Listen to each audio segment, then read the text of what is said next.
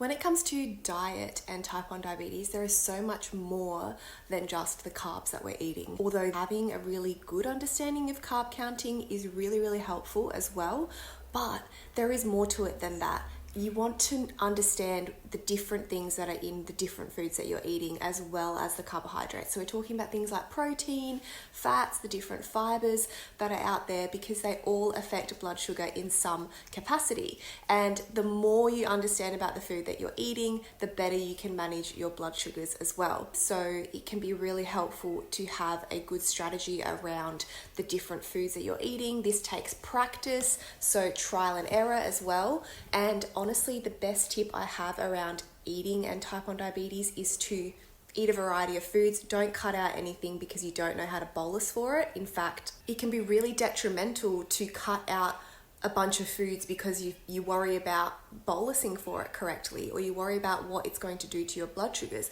because you cannot learn. You'll never get better at bolusing for a food that you never eat. So practice does actually make more perfect.